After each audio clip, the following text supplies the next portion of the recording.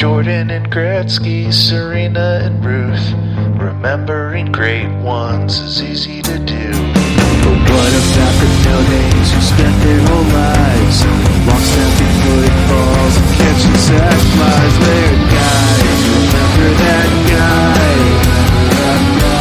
Remember that guy. Remember that guy.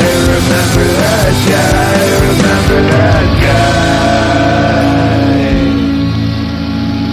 They're just gonna remember some guys now.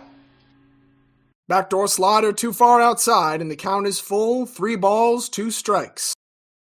And a ground ball back up the middle, and there it is! He's the new all-time hit king, and remember that guy, the show where we mine our memories for nuggets of nostalgia about peripheral players, past and present. Hey there, folks. While I go negotiate with the fan that just got that Ichiro ball, let's go ahead and see who I've got by my side here.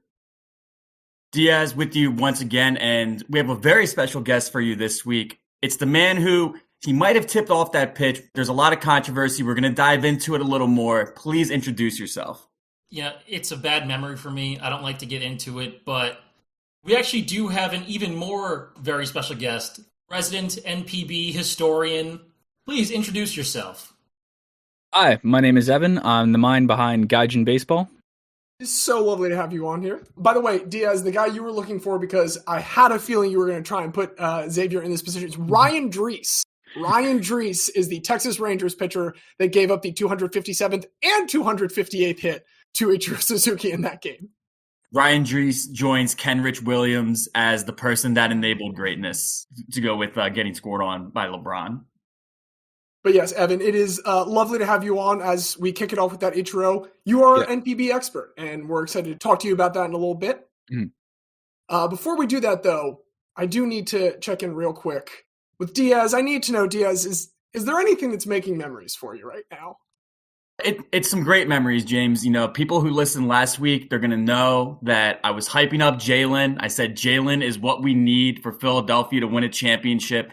And sure enough, Daryl Morey delivers and brings in Jalen McDaniels. The Sixers got their missing piece now and undefeated in the Jalen McDaniels era. He dribbles, he dunks, he shoots. There has not been a Sixer that is able to do all three in my entire lifetime. So the fact that he's a willing and able participant is great. And also James Bradbury did not hold him. And that's all I have to say about that game. You intimated that you had exactly one other individual you wanted to bring up from that game. Well, I mean, Jalen Hurts, straight up, if there was any critic that was left as to his game, everybody knew he could be a leader. Everybody knew he could run. But straight up, he made more impressive throws in the tighter windows than Pat Mahomes did all night. Pat Mahomes was throwing the wide open guys because Gannon is not just a villain in Zelda. He's also a terrible defensive coordinator. And Andy Reid ran circles around him, as did the receivers run circles around our secondary. Take nothing away from Mahomes. That's an all-time gutsy performance on that ankle. But Jalen Hurts proved that he belongs in not that tier 2 of quarterbacks. I think he's right up there at tier 1. You go Burrow, Hurts, Allen, Mahomes. Put them in any order you want, the top 4. But football's in good hands. The Eagles are in good hands. That game really hurt. But like I said, Jalen McDaniels, who in scouting the 2019 NBA draft, that was the guy I wanted the Sixers to target late in the second round. They had the 54th pick. He went 53rd. It was the most heartbreaking thing in my Philadelphia sports fandom, but it was made right. Jalen McDaniels, welcome to Philly. Jalen Hurts, keep doing it. God, that game sucked, man. Luckily, it is probably the last time that 95-year-old will have anything to do with your game. That is, can we just talk about that for a second? The 95-year-old that's allowed to be in charge of anything regarding the largest media production on an annual basis? Yes, we can talk about the fact that there's a decrepit senior citizen with that duty. I mean, and like when it comes to like engineering, right? Like I understand that the lead designer is probably not going to be the hands on the ground, but I'd like somebody that's at least like familiar with like modern building materials. When the first Super Bowl was played, this dude was like approaching 40. I would think that there's a lot better people, better positions to know the most recent advances in landscape technology that might make the field not ice is kind of what it looked like they were playing on. It was terrible. a person who had a majority of their adult life before the Super Bowl started probably shouldn't be in a position to work on a Super Bowl. And we are not ageist on this podcast, but I do think that is a safe statement to make, James. Well, Xavier, do you have anything that can kind of get us away from this spiral and put us back into some happy memories? Yeah, so I'll get away from the Super Bowl. I do want to give one quick shout out to friend of the pod, Brandon Daniel, who was operating the lights at the Super Bowl and made Rihanna look really good out there during the halftime show. So we can say our friends did their part in making that a good production. But away from football, I actually wanted to talk about hockey because the Rangers have been on fire recently. They've won 6 straight games, and they're averaging 5 goals a game during it. They put 4 past the Knights, 5 past the Flames, unfortunately 4 and then 6 past the Canucks. Do whatever you need to do. The Vancouver Canucks are the most miserable sports watching experience of my life right now. And, they added Vladimir Tarasenko just a week ago, and it really feels like this team is kicking up into gear. And if Igor can get back to the lights-out play he had last year in his Vezina season, I don't think there's any reason why they can't make it back to the Eastern Conference Finals again or even further. They're not the best team in the league, but they have enough elite talent at each position on the ice that, they can win games if their guys get hot. Evan, despite being our NPB expert, I'm aware that you are of the North. Do the New York Rangers strike fear into your heart? I think that's a good way to gauge. Yeah, they don't. Like, to me, the New York Rangers we all knew they were going to be somewhat strong. Like, their young core was starting to heat up. It was all looking good. The thing is, the Metro is like a absolute bloodbath at this point in time with all the young talent in there. And then you have the Penguins struggling along. I think that, honestly, yeah, the Rangers will make at least the Eastern Conference Finals to face whoever comes out of the Atlantic, which is probably going to be the Bruins, honestly. That team is absolutely they're unfortunately juggernaut. Very stacked. They are a Bruins have juggernaut. single-digit losses this year. Yes. It's Yes. insane. They still have single-digit losses? They still do. Paying attention for like a week. God damn. If you add overtime losses to it, then it's not. But since you get a point for those, I don't. 40 wins, 8 losses in regulation, and then 5 overtime losses. It's just My goodness. I hate them. But, I mean, yeah, the Metro is insane. The Islanders, having just gone all in with another Vancouver Canucks-related move, are in 6th in the Metro. Hey, you know what? At least Bo Horvat got paid. I'm okay with that outcome. This is like when Manny got the super contract from San Diego. At least he's getting the money. Think of it this way. Anything bad for Aquilini is good for the league. Good point. That's an excellent point. Well, I have a positive thing, but we're going to dip back into negativity for 1 second. MLB The Show, Jazz Chisholm as the cover athlete this year. It has also been announced that it is going to be incorporating Negro League players. And on certain corners of the internet, this has gone exactly as well as someone would have anticipated it going.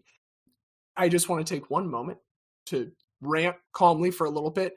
That first off, anyone who's saying who cares about Negro League players, the obvious retort is Hank Aaron, Willie Mays, Satchel Paige, Ernie Panks, Roy Campanella, Larry Dubby, Minnie Mignoso, to name some, are all Negro League players.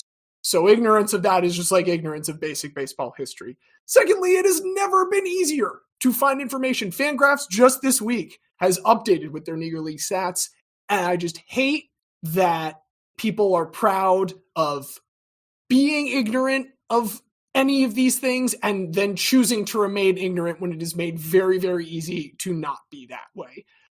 It's just, it's frustrating to see people have that attitude, but I, for one, might finally have to go and plop down for the show, even though it'll probably run terribly on the Switch. How can you be ignorant about Josh Gibson? Come I on. have 2 Josh Gibson bobbleheads staring at me right now. I played catcher growing up. There was one guy I was always told, he's just like, you can be a legend like this and that, and this guy another, but Josh Gibson was the best catcher of all time. Whether or not you agree with that statement, he's still a legendary figure in baseball history, and especially if you're a catcher. If you played catcher growing up, you know who Josh Gibson is. Or again, if you don't, you shouldn't be proud of that. Yeah, exactly. Exactly. To that point, James, I think The internet is great for many things, such as we have finally accumulated and is readily available, as you said, to be able to dive in on the history of the Negro League. The one thing that I think is a drawback is it used to be a thing in society that if you didn't know what you were talking about, you just shut the fuck up and listen to the people that do know what they're talking about. And that was fine. And we had no problem with people that didn't know what they were talking about because they just shut the fuck up and listened to the people that did know what they were talking about. So that to me is something we need to work on. If you don't know about the Negro Leagues, your first step is to shut the fuck up. And your second step is to actually do your research and appreciate. Because, I mean, it's not just Gibson. I mean, there's so many players throughout the history. You named off several, James, that did get an opportunity in major leagues. But there's many more that if they were given that equal opportunity, we're probably there's a bunch of white guys from the 50s that are in the hall right now that wouldn't have even sniffed that fucking thing if we had equality in baseball. So just shut the fuck up and learn is all I have to say. Yeah. See, Diaz, I appreciate your sentiment, but I do think you're giving the past too much credit. There have always been ignorant and stupid people who are loud and say dumb shit all the time. It's just now but we didn't have to. They have see Twitter. It. We didn't have to say see it. Everyone can see it now. It's just before, if you were in your basement trying to talk about how much you hate everybody, nobody's going to hear you unless you put like a ham radio and just had like a radio frequency that 10 people knew about. But now you could be an asshole on Twitter and 1 million people can see it in a day. So very fair. I'm certainly not asking for us to go back to the good old days. Oh, definitely not. No, we don't want the phrase good old days to come from our mouths. I do want to wash that bad taste out of our mouths with a little bit of fun story that I read about this week. It happened slightly sooner, but I just learned about it. So I'm going to share it anyway. We're going down Tobacco Road. We're going to UNC, where on January 31st of this year, there was a big ol' announcement about their field hockey team, which is, we like just randomly finding out about dynasties that have apparently existed for a long time. The UNC field hockey team is one such dynasty. For 42 seasons, Karen Shelton has been the coach. Karen Shelton, who has the same birthday as me. She has been the coach for 42 seasons. They have won innumerable championships during that time. She had a little bit of a Clarence Gaines-like situation where for 4 of those years, she was in Karen Shelton Stadium winning championships. She did finally retire after that. And several of those championships were with a student, Erin Matson, who just graduated this last year, fall of 22. She was a 5th-year senior and got an extra year for COVID hardships. And in her time there, every single year, she won ACC Offensive Player of the Year and ACC Player of the Year. 3 of those years, she won the Honda Award, which is for the best field hockey player. Not sure how Honda got in on that, but the Honda Award is their MVP. And 4 championships in that time. And now, as of January 31st, Erin Matson is the coach of the UNC women's field hockey team. By the way, she's replacing Karen Shelton, who 42 years ago got the job at 23. And yet somehow Erin Matson at 22 is now the youngest ever UNC field hockey coach. They have, for the second consecutive time, spanning over 5 calendar decades, hired someone pretty much fresh out of college over other candidates to take over a championship level team. And a number of her teammates are still on this. The SI article that I read about it, sorry for everyone at SI that got laid off, by the way, that sucks. But one of the last things that I got from that was someone writing a really great article about Erin Matson and how she's going to have to figure out juggling, hey, these people that I was playing with on championship teams just a moment ago are now technically my players and I am a coach. But look, if it's going to work for anyone, it's apparently going to work for the team that has done this before. And yeah, just love learning about the UNC field hockey program this week. Best of luck to her. Honestly, best of luck. Now, as we turn away from the things that are making memories for us right now, we turn towards baseball season. Here in the States, pitchers and catchers are reporting everywhere, particularly those that are participating in the World Baseball Classic, which we're all very excited about. And while we are all very excited for the MLB season, to varying degrees, we are also excited for another baseball season that's coming up. That is the NPB season, because we have decided here at RTG, we're getting into Japanese baseball this year. To do that, we have brought on our friend Evan of Gaijin Baseball. This is a YouTube video that I think you've been doing for about a year now. About a year and a half now, yeah. I've been doing this. Most recently, what I want to highlight, before you take the chance to highlight anything else that you have, is a really great series that you did, just breaking down the history of all 12 teams. Now, it kind of, I think, removed, for me at least, the barrier to what I want before I get into a sport. As we've, here on the show, tried to expand the slate of sports that we take in at all times, I need to know some good narratives. And it was hard to kind of get that just from going through Wikipedia for all the different teams. I think your series did a great job of kind of presenting the culture of each team. I am curious, as we've mentioned, you're up the north. How did this whole kind of NPB interest come about for you? Did you come to it like from baseball otherwise, or was this kind of your gateway into it? It was from baseball otherwise. I mean, I grew up in the era where every NPB All-Star worth his salt was trying his hand at MLB. And one player who I particularly liked was Kenji Jojima of the Seattle Mariners, and how he played the game and how he called the game, and how it was kind of different from everything I saw. He was also massively overboosted in MLB Power Pros because Konami just basically took his NPB stats and plastered them onto his MLB character.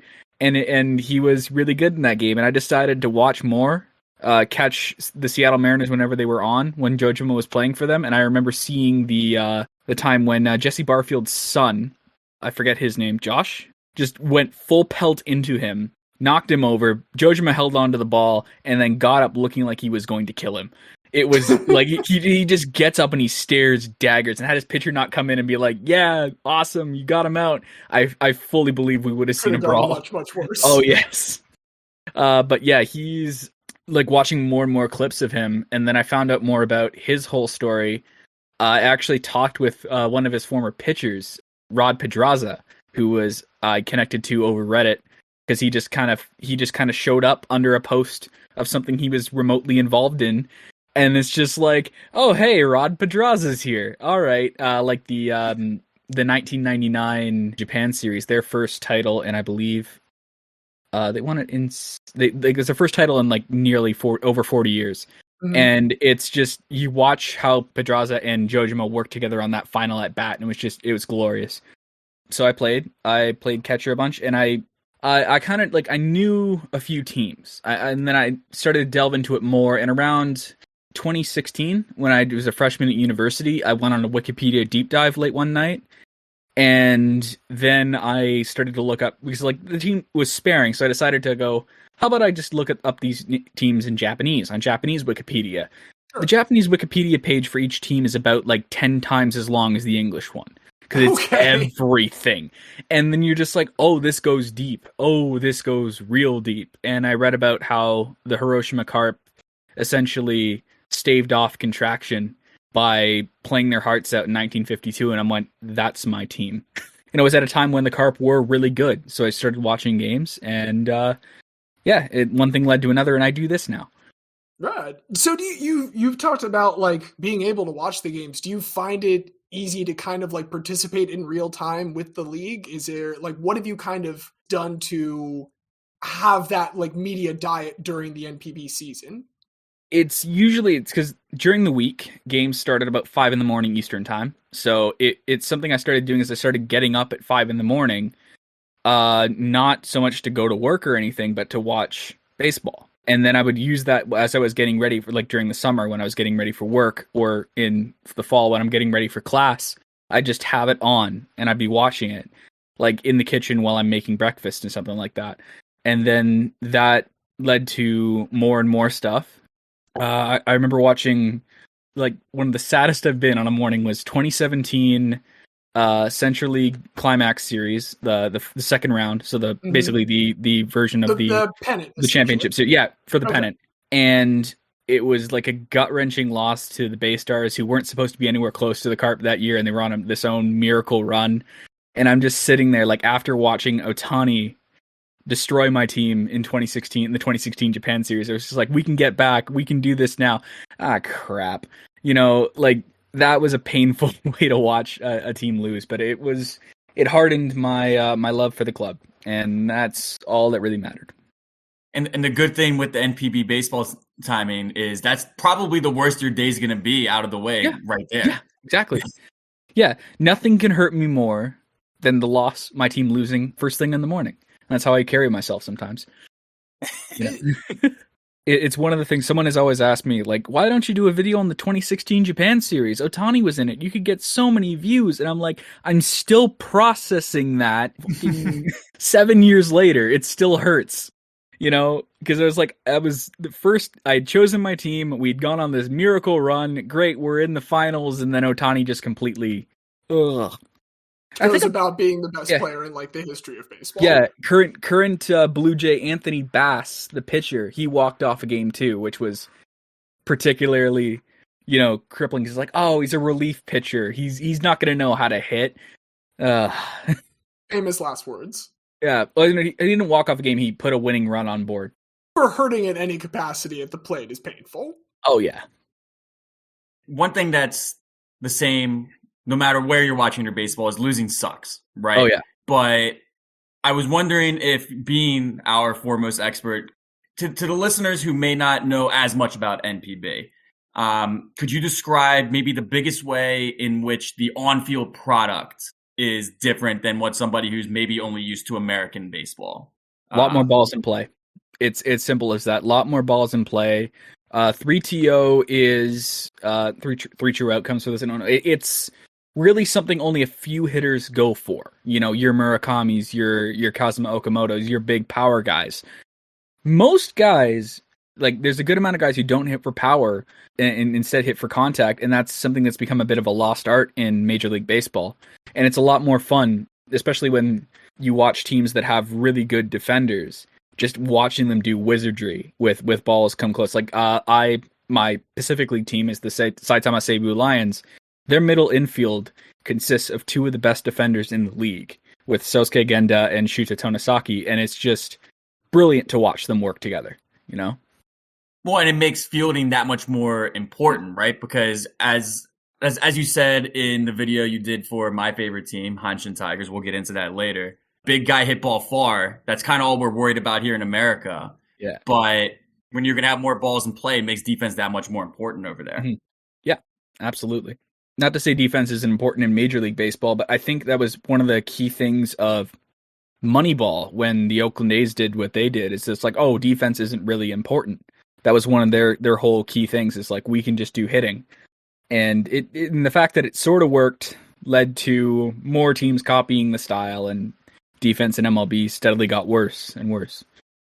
It's easy to play first base. Tell them. It's incredibly hard. Well, so first base and this ball into play, it kind of leads me to one other thing I've been wondering about, because we recently did the Randy Bass bit, and during that I learned that the slugging first baseman is not an archetype that really exists in Japanese baseball to the same extent as it does here. You don't have those Prince fielders on every single team. Are there any kind of guy archetypes that you see existing in that league that we do not have over here as much because of that difference in how the game is kind of played, with an emphasis on balls in play? Because right now we're in MLB, we're in the zenith of the shortstop position as a power position, right? Mm-hmm. I think it's something sorry if you'll excuse me, pulling into npbstats.com, which is one of the best sites that no one's heard about, sadly. If I go into the leaderboard for among shortstops, I think only something 5 shortstops have even had 30 home runs in a season all time. And there's 5 you could say an MLB might hit 30 next year. Yeah. Oh, absolutely. All time, there have only been, it's more than that. It's I believe 14. There's only been 14 out of the hundreds of people who've played the position. Only 14 have done it. And only 2 have ever hit 40 home runs in a season. And those were separated by one guy did it in 1985, one guy did it in 2019.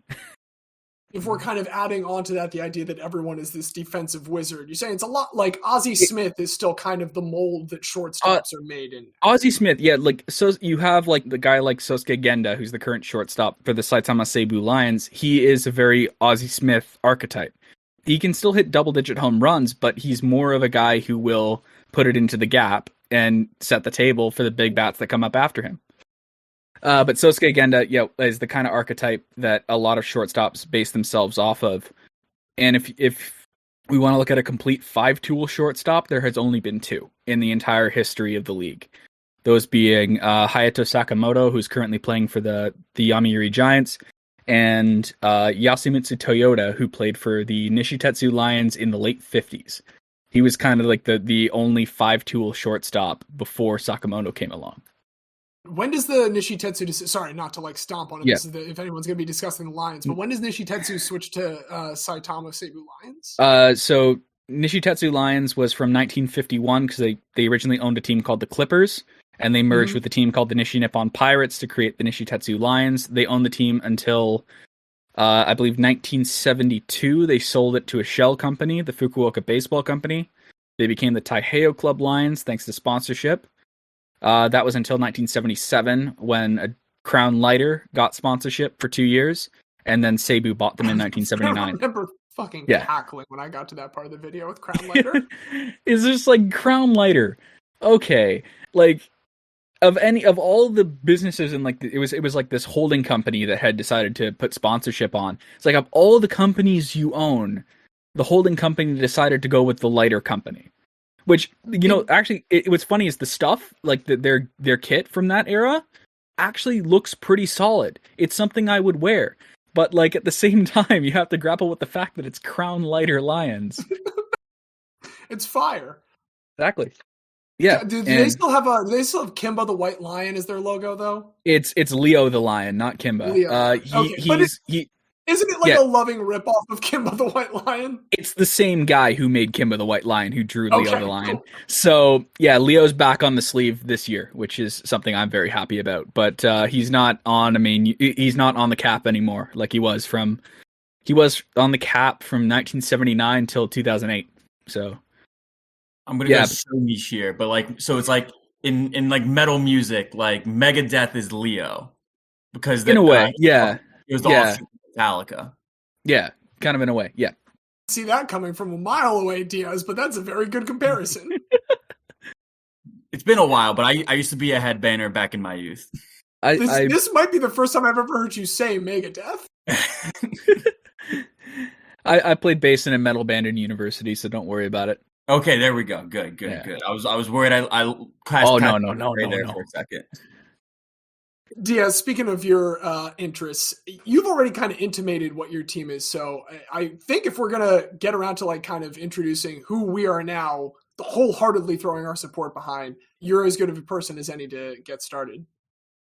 Oh, absolutely. So I'll take a bit of a circuitous route to get to Hanshin Tigers. But I'm gonna start first with my first time deciding what team I wanted to root for the first time in my life. So when Manchester City won the English Premier League for the first time in like some 50 years, they get the dramatic goal from Sergio Aguero. That was the first thing that really grabbed my attention. I was like, wow, I need to pay attention to this league. I need to pick a team. But obviously, being a Philadelphian, being a diehard Philadelphia sports fan, hopping right on with major success just doesn't sit well with me. So I did my research and I learned there's this team that had incredible success early on, but they're in the midst of a major championship drought. They have the most passionate fans in the region. And if their piece of shit, cheap ownership could just get out of the way, they could actually be something one day. And all of those boxes line up perfectly with my NPB team, the Hanshin Tigers. So that was just fit like a glove the second I learned about them. When will Hanshin get bought by Saudi Arabia? Not soon enough. Probably never. Been turning it around recently, at least. But just a couple things that really resonated with me. As I alluded to already, early greatness derailed by shit ownership, especially with their color scheme. This kind of makes me think of the Pittsburgh Pirates, a team that was great, now has bad owners. So there's a Pennsylvania kinship there. The fact that the Koshien is played there, for the uninitiated, Koshien being the National High School Baseball Championship in Japan. Here in Philadelphia, we also have a hallowed ground for a sport that is near and dear to us. That is called the Palestra in Philadelphia, the Cathedral of College Basketball, as it's known. And to this day, the Philadelphia Catholic League championships are still played at the Palestra. So I love that parallel. And also the fact that their biggest rival being Yomiuri Giants. I love a good inferiority complex. And the fact that they were Buffalo Bills by them in the 70s, I believe. In the 50s and the 70s, they were like the constant second place team. Yeah. Right. And I remember the one time it was literally 4 consecutive, finishing second to Yomiuri. So Yomiuri is a team that is in the big city and is taking New York Giants iconography. You get to hate New York in a completely different hemisphere, basically. Exactly. Yeah, there's the name Yomiuri Giants literally came from the fact that Frank O'Doul, same O'Doul that the O'Doul Bridge by Oracle Park in San Francisco is named after.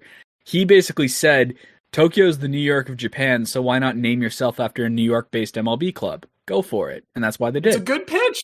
Yeah. It was a solid pitch. And, I mean, Hanshin going along with the same kind of logic, but I do think it's somewhat tragic that they went over and they see Detroit and they're like, yes, this reminds us of home. Like, that's not the best ringing endorsement. Well, it is Detroit in the 30s. So it's a different Detroit to Detroit now, you know. Fair. Has it followed a similar parallel trajectory to Detroit? The Hanshin sprawl, not really. It's more so a lot of the industrial stuff went to Kawasaki, which if you don't know where that is, it's in between Tokyo and Yokohama. It's this kind of like little sliver in between those cities where you have a lot of industrial work and stuff like that. If you've ever listened to Japanese heavy metal, there's a really iconic photo place, and it was also in Gran Turismo Sport, if you've played that. It's in the Kawasaki refinery district, and so many bands take their photos at that exact same place, and it's like the woods in Norway, you know, like that kind of thing. It's just like you want a metal album, you go to this place and you take your photo there. So that's kind of where the industrial center has moved to. And I didn't even know about Diaz's lifelong metal love until today, and now Hanshin's just all the better for you. It really gets better the more I go. And then James, you tasked us with defining, as we see it, the 2 best all-time greats within that franchise. One or two, yeah. And then one guy. So I wrote down 2. And Evan, if you just want to riff on these guys before I'll chime in with what my notes are. But first off, I think anybody who knows anything is going to say Fumio Fujimura. Yeah, Fumio Fujimura. Yes, one of the greatest players of all time. He had the NPB hits record for a solid 46 years, like 44 years. 44 years. Because it struck me that he said it in the first year of NPB officially. Yeah, when the JPBL became NPB, he set the hits record. And it took Ichiro in 1994 to break it. Right, 44 years later. And again, Ichiro, I love a good eponymous athlete. Ichiro is the guy that finally broke it 44 years later. That just crushed me. Yeah, and he has a fairly interesting story. He came on as a pitcher. That didn't work out. He moved to third base and found out, oh, wow, he's really good at third base. And even though his arm didn't work as a pitcher, he can throw it across the diamond like no one's business. And that led to him putting up one of the only 2 12-WAR seasons from a position player in NPB history in 1950. He was like the best player in the league in its first year of the 2-league structure. And the Tigers coincidentally like couldn't do anything with it. They finished because they'd been so gutted by cheap ownership, allowing a lot of their players to walk over to the Mainichi Orions, who ended up winning the first ever Japan series. So it's like one of the big what ifs is, what if the Tigers keep their core? Could they win the Japan series with that? Well, I mean, and also, I mean, you say the arm didn't work out for Fumio, but at least statistically, as I was looking at it, he was pretty damn good as a pitcher. So Fumio Fujimura, like as a pitcher, he was a decent role pitcher. Like in the spring of 1936, he had a FIP minus of 69. But nice. Throughout like his whole career, like the only time that it was really truly bad was when he stepped on the mound in 6 games in 1948. And that's when everyone kind of realized, oh yeah, he's not particularly great here. Right. But yeah, still at least had that good run. And the fact that he was able to hit for power while also being, leading the league in hits. I mean, that's so rare to ever see, right? Like Aaron Judge would be like the modern parallel, right? Yeah. One of the first guys to hit 40 homers in a season. He held the record overall, I believe, for 1 year. In 1949, he set the Japanese professional record with 46 home runs, and it lasted one season. Brutal. One season, and then Makoto Kozuru hit 51 the next year. So, to Not be even able to kind of inching by the record, like crushing the record, absolutely, yeah. Granted, with like a much larger competition base to face, and arguably not as great competition, but still, Fujimura hitting 46 home runs and then 39 the next year, like he wasn't a slouch. Once power actually started becoming a thing in NPB. Right. So, I mean, as five-tool of a five-tool player as you could ever hope for. So he stands out to me as the absolute, like, Mr. Tiger, I guess, is like what you could say. He's Mr. Tiger. The other player that jumps out, and James already has done a deep dive, the Colonel, Randy Bass. Make up for him not being a guy is you're going to say now he's too good to be a guy because you're he's a too good to Hanshin Tigers fan? He's too good to be a guy because he's literally in the Hall of Fame. He just got inducted to the Japanese Baseball Hall of Fame. So, like, it was something that we all knew, but keeping him out is he didn't play long enough. But then again, that wasn't his fault. No. Like, he legitimately got screwed. And it's one of the things that spoilers for a future video that I'm planning, but like 1988 was kind of like the peak of bubble economy Japan, and also the peak of the moral failures of bubble economy Japan. And that's one of the things that happened. There was a whole thing with Bob Horner in 1987, how he decided, I'm not coming back.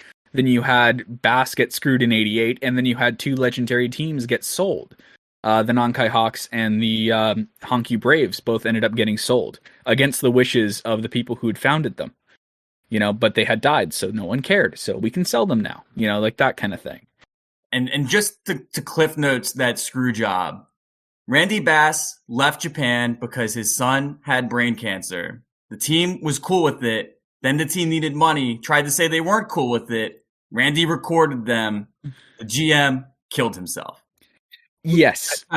Cliff Notes version of that, It was because he wanted to use his team health insurance, which he was legally allowed to do. Like, it was in his contract that his health insurance connected to his family. And they thought that, wow, okay, this surgery is going to cost $40,000. And they go, oh, well, we don't want to pay $40,000 for a brain tumor surgery. Never mind that it's our star player's son, and he's kind of the only guy keeping us relevant because we're terrible again. Because in 87, they went from winning the championship in 85 to last place in 87. Yeah, it was just like one of those things where it's just like you're just sitting there like, what in the hell? The more you look at that whole scenario, the less it makes sense, because there was no way the Tigers were coming out of this situation looking good. Right. No way it's at a all. Lose situation.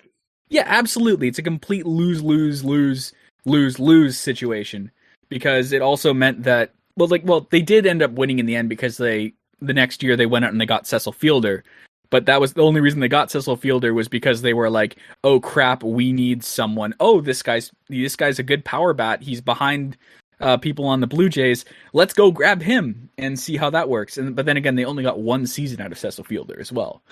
So did it really work? Who knows? Yeah, they weren't able to recapture quite the levels of Randy when he was there. So, I mean, you have the not fun scandal with that. But then, I mean, you have, to me, like, maybe the funniest scandal in all of sports that I've ever heard, or like the funniest curse at least. Because, like, so in Philadelphia, we had the curse of William Penn for a while. Basically, William Penn was atop our city hall. He looked out on the whole city. They built a building that was taller than William Penn. We never won again. At least William Penn was like a real like guy versus like a incorrect interpretation of an American mascot that kind of looked like him, but like kind of didn't.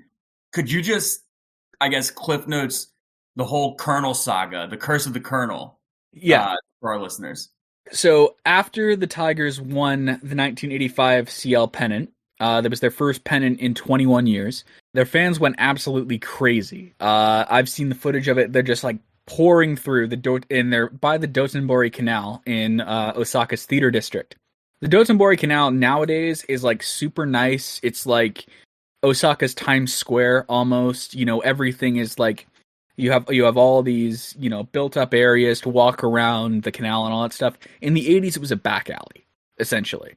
So it's like 1980s Times Square. It's 1980s Times Square. Exactly. But what happened is they were, like, you had a whole bunch of Hanshin Tigers fans swarming because, they finally won for the first time in 20 years.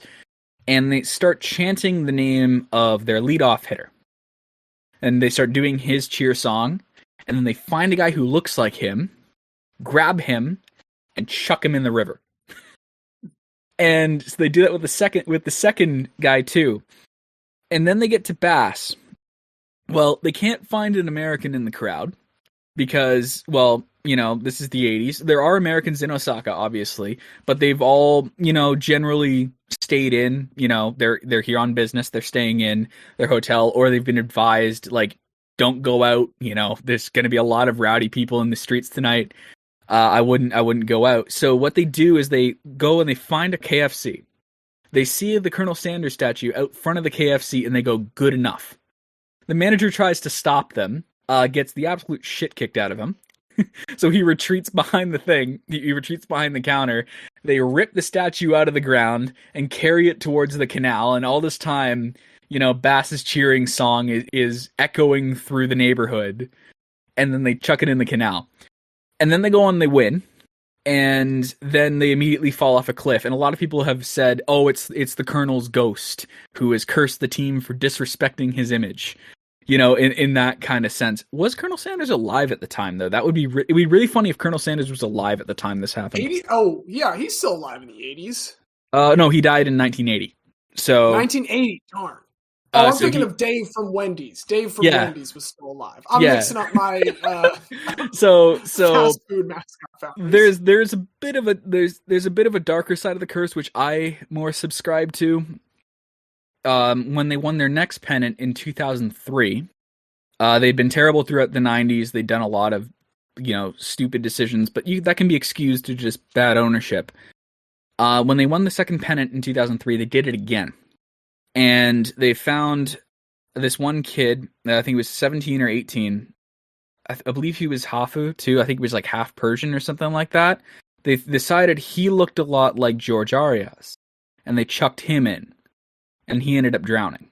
So I basically think that the curse is not Colonel Sanders so much. It's the kid they threw in against his will in 2003, but his name slips my mind. I can't find it, sadly. Like, yeah, darker curse, and people have like, but funny restaurant men get thrown in river, and I'm like, no, it's much darker than that.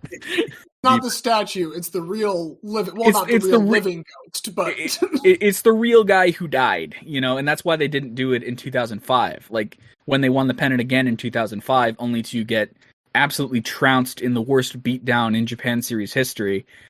There were cops out at the canal basically preventing people from throwing in, and I think they built fences on some of the bridges temporarily. But people were jumping in again in 2014, although they had, they were a little bit more conscious of not having someone die this time. We like to see the evolution and the growth there when it comes to regard for human life. Yes. We always love to see that. But sorry if that got dark. No, please. I mean, I appreciate the further context. Yeah. I guess getting back to Randy Bass, I mean, the biggest stars, burn brightest and quickest. He was only in NPB for 6 seasons, I believe? Yeah. 5 full seasons and then 13 games into his 6th season, yeah. But to claim, I believe, 3 batting titles within those years. And 2 Triple Crowns. 2 Triple Crowns, to still have the NPB record for single season batting average at 389. Just really an incredible 5-6 year run there. Exactly. It's why he's in the Hall of Fame and why everyone was just finally when it happened. And of course, I mean, we need to at least gloss on the controversy with Sadaharu. Oh, yeah. It's so confusing to me because I made a video basically trying to disregard it, and there's some people who aren't convinced. Like, there is nothing, like, obviously it's probably buried somewhere, but there is nothing I've found where it directly links Sadaharu O to the intentional walks. It was more so, I believe it was the Giants organization who told the pitchers to do that, not O himself. O just didn't stop it from happening. You know, at most he was just kind of complacent. Yeah. Because, like, I think the big thing was their ace, Suguru Egawa, essentially went, "Fuck you, I'm throwing to him anyway. I don't give a shit." And that was kind of Egawa's attitude. And when the next season, in 1986, when Randy was chasing Sadaharu O's consecutive home runs record, the guy facing him in that 7th game was Suguru Egawa, and he just, like, grooved him a meatball immediately, just to let him have it. You know, and that was something that I just looked at. I'm like, yeah, he did that on purpose. Absolutely on purpose. Yeah. Right. Just like the last pitch to Jeter, right, Xavier? Yeah. Yeah. There are nicer versions of that too, like Bartolo Colon grooving one to D Gordon, you know, just to have that moment. That was nice. Right. No, I mean, baseball can always have those nice moments. And I'm going to use Sadaharu O to kind of pivot into who I think is the best guy in Hanshin Tigers history. This is a guy who his rookie season tied Sadaharu O for total home runs in that year. And of course, the first non-Japanese player to be signed into the Central League. Correct. Mike Salamko. Yeah. Mike Salamko was the first non-Japanese player to sign with the Central League club, and he just kind of walked on. Like, his whole thing was he went to Japan as part of the Army. He had a brief career in minor league baseball before it, quit because he couldn't handle the grind. Then met his wife, decided, I'm going to stay. And then it kind of became this thing of like, oh, the Hanshin Tigers are having, like, open tryouts. You used to play baseball, maybe you should go do it. And then he went and he got signed. Like, it helped that he kind of spoke the language a bit, thanks to his wife. But, like, it was one of those things, like, he was the first... I believe he was the first white guy to be on the cover of Baseball magazine after his first season, which is weird, because there had been, like, I don't think Leo Keeley ever got on it either. But, like, yeah, he still has all his memorabilia too, because I know another guy who's in the NPB English and has talked to him. He's still kicking too, which is really cool. He, you know, stuck around. Yeah, I mean, obviously great that he's still with us, and yeah, I mean, as you touched on, the whole story I just think is awesome. To, you know, end up on a base over there and to find love there, to fall in love, to stay in love there, and to come back to his first love, baseball, right? Yeah. And not only to do that, but to succeed, to do it in a tryout fashion. Yeah. I was going to use my college sports terminology. But to basically just come in, much like Philadelphia Eagles fans know Vince Papale, show up for a tryout, make the team. So for Salamko to do that resonated with me too. And the one other thing that I found, and I'm curious if I found a pool that you didn't know, Evan. Did you know about this thing that Mike used to do when he would get walked in his first season? I don't remember. I didn't look into it. No. What did he do? So he used to, and he would only be able to do this the first time that he played any team. Because obviously back then there wasn't video scouting. There was barely word of mouth scouting. So certain sneaky tendencies you could get away with. So whenever Mike Salamko got walked, he would, you know, act really disappointed, hang out at the plate for a second, slowly put his bat down, and then just kind of slow trot to first. Yeah. And then he'd, like, look out of the corner of his eye to see if the pitcher and catcher were paying attention. And if they weren't, the second he touched first base, he would just jet to second. And the record said he did this one time against each team in Japanese baseball, but never did it a second time. Yeah, that is something you can only do once. Oh, that is absolutely the conniving shit I would do. Because I did that in youth baseball once. Oh, absolutely. Because I remember, like, didn't call time, and they were just like, loose throw back to the pitcher, and I'm just thinking, I'm going. When I was umpiring, I used to umpire Little League, and it was like, I think the kid just hit like a leadoff triple, and the catcher just walked out to the mound to start talking to the pitcher, and the whole infield comes in, and like none of them said a word to me. I didn't grant time. So I'm kind of just standing there behind home plate with my hands on my hips, and the kid on third base just keeps saying, "Did he call time? Did he call time?" And I'm in a weird position where I don't want to verbally say, "No, he didn't call time." I'm kind of just sitting there looking at him like, "Hey man, if you like run for this fucking base, I'm not going to say shit." And then he eventually did it. I was like a dog that's like looking at the door, hinting that he wants to go out. I was like looking at home plate like, "Hey, it's there for you." Right there. But yeah, I mean, I love cheeky tactics like that. That's absolutely the kind of ball player I was. And I think that's the kind of ball player that a guy is. Mike Solamko definitely stood out to me. Definitely a guy, but definitely a very important guy, in his context of club history. But yeah, thanks for pointing that out, because I didn't know that. Now I'm gonna talk about that in a future video, and I'll make sure I mention you guys when I do it. So it was like one of the things I knew of Mike Solamko, but I didn't know much about him, because like one guy I was focusing on was Glenn Mickens, who pitched for the Kintetsu Buffaloes. And there's a famous photo of Solamko, Mickens, Joe Stanka, who's the first American to win PL MVP, and Carlton Hanta all gathered around reading the sporting news at the All-Star game. It was really cool. Yeah, that was everything I had on Hanshin. As I said before we started recording, excellent video series that you did made my job for initial research at least a lot easier. And one day I'll be in Newcastle celebrating the Newcastle Championship, and I hope one other day I will be in Hanshin. In the Hanshin Sprawl, yeah. Exactly. I'll be the one to deep dive into the lake and pull out what little remnants there still are of the left hand, I think, is still floating around. The left hand is still there, and the glasses are still there. Yes, somewhere buried in the silt. I don't know if any of you guys have played Yakuza 0. Yeah. Yes. Yeah, Xavier. I was certain Xavier had.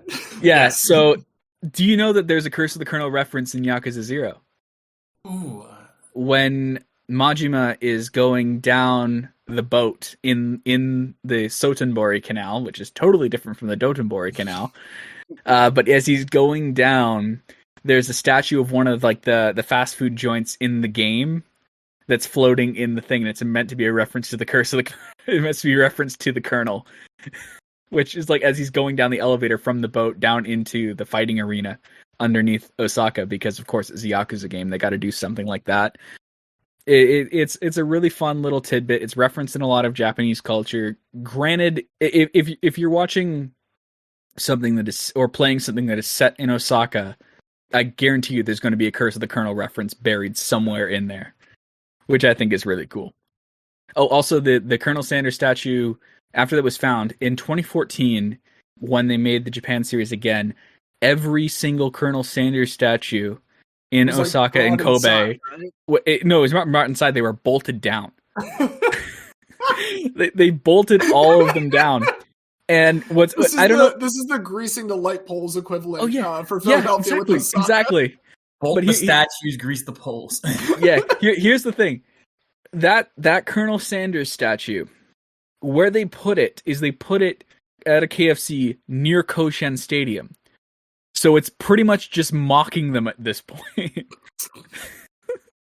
Well, I think I read that basically it's not for public viewing anymore. Like you need to know a guy that knows a guy, and then you can see the statue. Yeah. I'm surprised they haven't put that statue in the Japanese Baseball Hall of Fame, just with how important it is to like the lore of sport, like of the sport in Japan. It's something that I would love to just see that, like, have it one day, like the big Hanshin Tigers exhibit. You have like a Randy Bass bat, you have a Fumio Fujimura jersey, you have like a hat from Koichi Tabuchi, and then just the Colonel standing in the background. would be fantastic. Diaz, can you do me a favor? Can you give me one Ed Orgeron Go Tigers?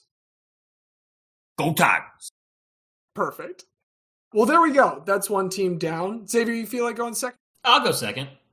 So, unlike Diaz and his research and trying to pick a team that he thinks best fits his city, I'm a simple man of simple tastes. So I picked a Japanese baseball team the same way I picked an Irish soccer team. Can I go see them in person when I'm in that country? And with Ireland, it was St. Patrick's Athletic, the only Dublin team that was playing at home that weekend while I was in Dublin. And here, it is the Tokyo Yakult Swallows, who I'm planning to go see on April 12th against the Yokohama DNA Baystars. Oh, I'm probably going to be in Japan around the same time, so I might join you at that game. That would be awesome. Because it was my first time in Japan, so. The Yogurt Birds and the Bridge team. Ballad of the Yogurt Birds, yes. You chose the Yogurt Birds. Nice. I did choose the Yogurt Birds. So after I made that choice, I watched your video, and it was so wild that the history of this team deserves its own docu-series. Yeah. Every one of those videos that I made, barring maybe the Rockets and Eagles video, because the team is so young, each one of those videos could have been an hour long. Like, there's so much stuff I had to gloss over and be like, okay, I got to limit this to like 2,000 words, 12 minutes. Just, I got to get this out. But yeah, the Swallows have one of those histories where it's just like, wow, there's a lot of stuff going on. For anyone who hasn't watched the video, and again, you should go do so, the way this team came about was Japanese National Railways had really bad press because of what apparently is called the 3 big mysteries of JNR, where in the space of about 2 months, their ex-president was found dismembered on a train track. To this day, they don't know if he was killed or if it was suicide or anything else, but right after that, there was a train crash into a station where a conductor had tied down the handle and left the train, and this unmanned train went barreling into a station, killing 6 people. And then a little bit after that, there was what is allegedly sabotage of the train tracks by communists, but apparently all of those convictions got later overturned because it was probably all, maybe a little bit of torture, confessions, and that killed multiple people. So JNR had a really bad couple months. I will chime in on the thing. I forgot to include it in the video, but a spy working for the Japanese internal intelligence in 1972, I think he admitted that he did it. And he was, no one took him, like, the Japanese Communist Party and the Japanese Socialist Party were trying to call for his arrest, like, in Parliament for, like, several weeks after he admitted to doing it, and no one did a thing. And apparently he had tried to come clean right after all the convictions got overturned, but someone had tried to poison him. So it was just, like, one of those things where, like, woo, this goes deep. Like, I didn't want to delve too far into this because I want it to be, like, open to everyone. But yeah, that was some fucky business going on there. So yeah, JNR having a bad time, but a lot of JNR employees loved baseball. So they started a baseball team instead, and they named it the Swallows after their fastest train line at the time. So the answer to Norfolk Southern's problems right now with having like poisoned a bunch of Ohio is that they should be the ones to buy the Washington Nationals. There we go. Yes, good PR, please. It's why Jeff Bezos is trying to buy the Commanders. So this team was really, really, really bad, but they did have Masaishi Kaneda, who is the only pitcher to win over 400 games, which is even more incredible when you think about the fact that literally everyone else on the team was awful, and he was just doing this single-handedly a lot. They had 3 good players in the 50s, pretty much. And the rest of their pitching staff wasn't particularly good. They had one guy who threw a no-hitter without striking a single guy out. I forget his name. But yeah, it was one of only 2 guys to do it. Ken Holtzman was the guy in MLB who did that. 0 strikeouts. Teruo Owaki, who I believe wasn't particularly good in general. I think he may be the second worst pitcher to throw a no-hitter in NPB history, which is just like the most Swallows thing possible. One of the things I saw was that they didn't have a 500 record until their 11th season. And by then he had won 20 or more games pretty much every season, but also lost 10 or more games every season because even with an ERA under 2, if they didn't score 2 runs, he was going to get the loss. Yeah. NPB's DeGrom, basically. So, they're terrible despite this guy. And to be fair, he does join the Giants later on and get some silverware, but they're still bad. they're so bad that I actually saw that in 1965, their drafts are a little more informal than at least at this time than MLB ones were. But still, only 2 of 11 draft picks decided to actually join the team. Everyone else said, "Nah, we don't want to play for you guys." Exactly. Yeah. So they can't even improve. Yeah, the first ever NPB draft was an absolute mess. I've been working on something for a long time about that, but it's just so deep of like a systematic problem. I think what was really funny was the Hiroshima Carp selected the most players out of the draft. They selected 18, and still only like 10 joined. It was just one of those things where like everyone else had stopped picking, and the Carp were like, "No, we still got guys on our list." If it, like we'll still keep going. That first ever draft, they weren't the only team to suffer that indignity, but they suffered the worst of the indignities out of that. And also that same year, that's when they get sold to the nationalistic newspaper. Some may say a far right newspaper. I can't speak for Japanese politics, so I'm not going to really spend much time on it.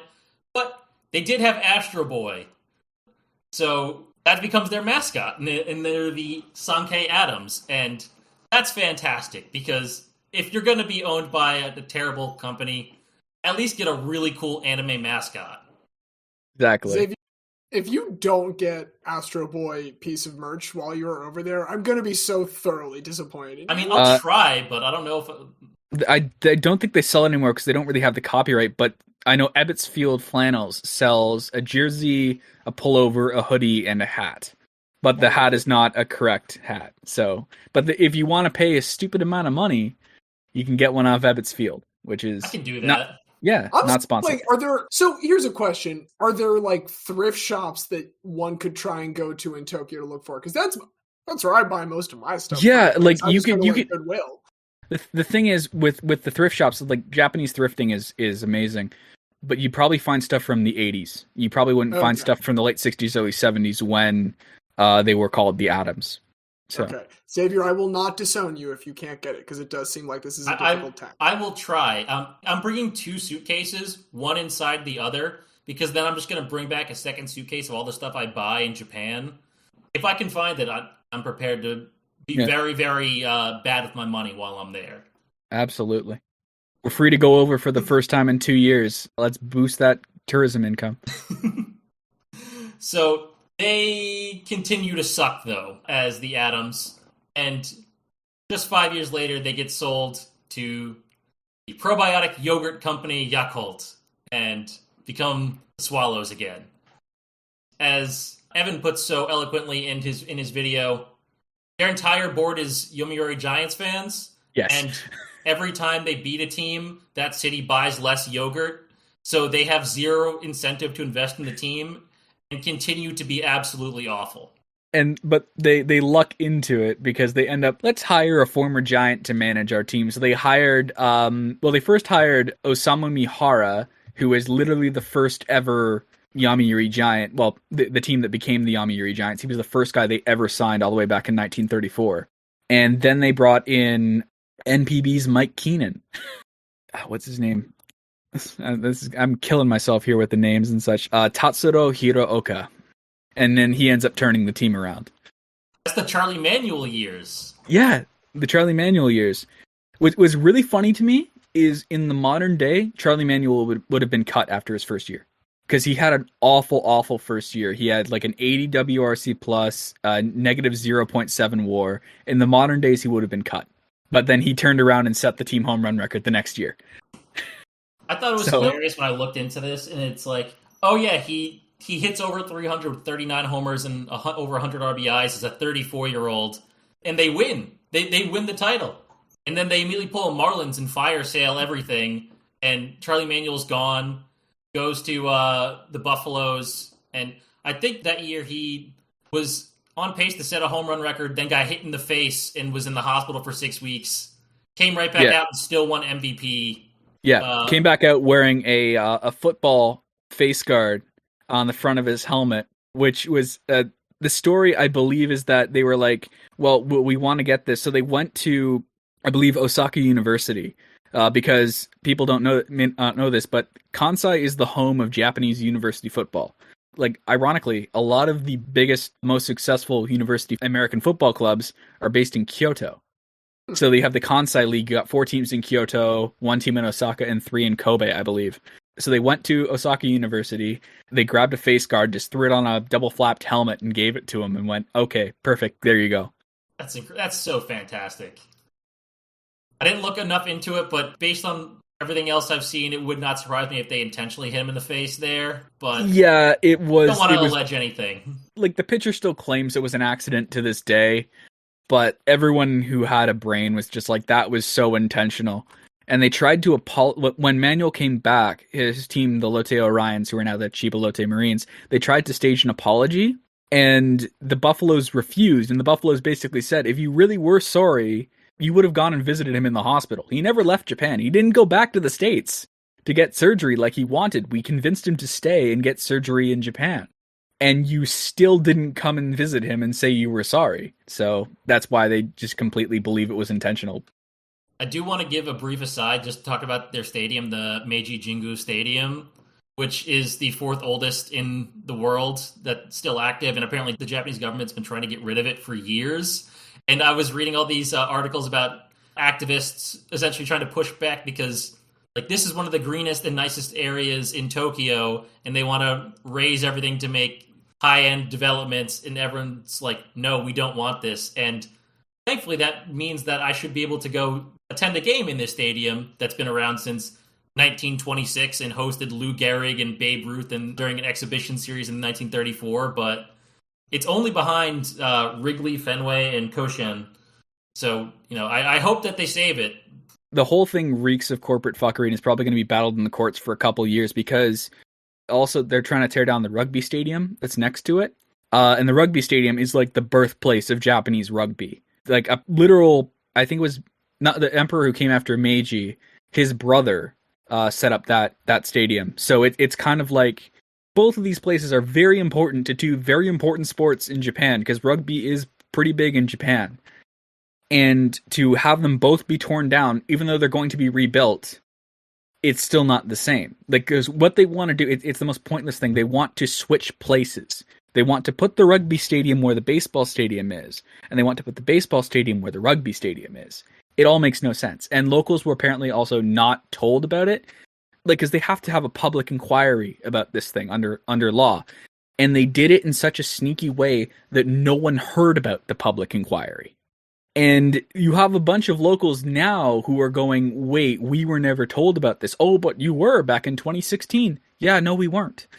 And That's so happening in Philadelphia right now with Yeah. the Sixers' new stadium, and people in Chinatown who are very upset and say that they were not consulted, and developers saying, oh, we told you guys years ago. But, I mean, as any Yankee fan can tell you, if you get rid of an old stadium and say, oh, we're going to put a new one at the exact same spot, it ruins the magic of it. It's not the same. They should have never torn down the original Yankee Stadium. I say that as a person who fucking hates the Yankees. I fucking hate the Yankees with every fiber of my being because I grew up in a family of Blue Jays, Red Sox, and Twins fans. Oh my Like, God. I am biologically conditioned to hate that team. Like, it's just general, like, it feels so hollow. It feels like a hollow facsimile of the original Yankee Stadium. I don't want them to do that with this stadium, with the history that I have learned about it. So, we'll see what happens. Mm-hmm. But Hoping. The only other thing I really wanted to talk about was, so I know there was a resurgence in the 90s when Nomura was their manager, but I want to talk more about, we've talked about Murakami before, but it shouldn't be understated just how good he is. Yeah. He just turned 23 2 weeks ago. He has 160 homers already.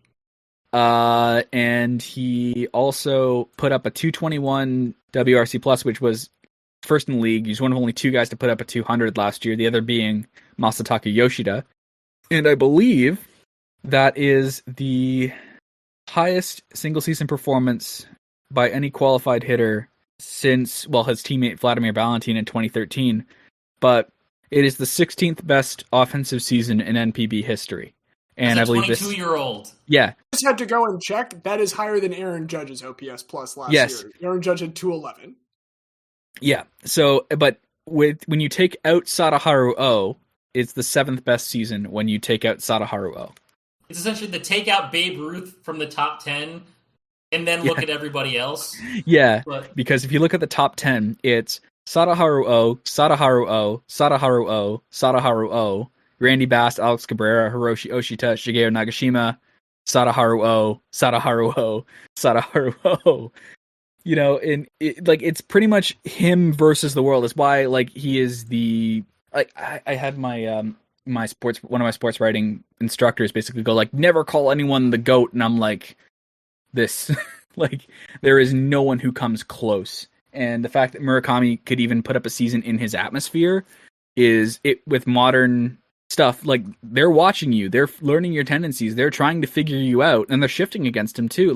One of the things Sadaharu O talked about when he was describing Murakami's season, when they interviewed him about it, it's just this shouldn't be possible with the amount of stuff we know about players nowadays. It's ridiculous. Because I believe O only got shifted against once in his career, and that was during his 50-homer campaign. And a lot of people say that robbed him of a 400 season because the Hiroshima Carp decided to shift against him. There's a picture of it. I've got it, but I posted it on the baseball subreddit, and someone's just I called it the O shift, and it's everyone was I misread that as the O shit, which is probably what they thought. What they probably thought whenever he came up to the plate. It's oh fuck.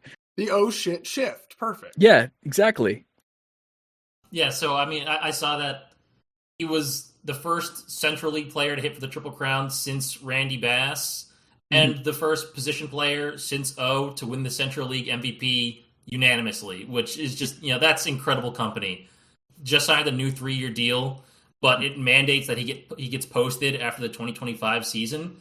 So he'll only be 25 he'll be turning 26 before the start of his first MLB season, but he'll be able to sign 8-9-year deal probably for 200 plus million. Because unlike Ohtani, who since he came when he was 23, he was restricted to bonus pool money because if you're an international free agent and you're under 25, you have to come through that way. You can't just sign with anyone for any money. But I mean, as long as he keeps this up, and there's no reason to think he won't, some team is going to give him a ton of money in 3 years.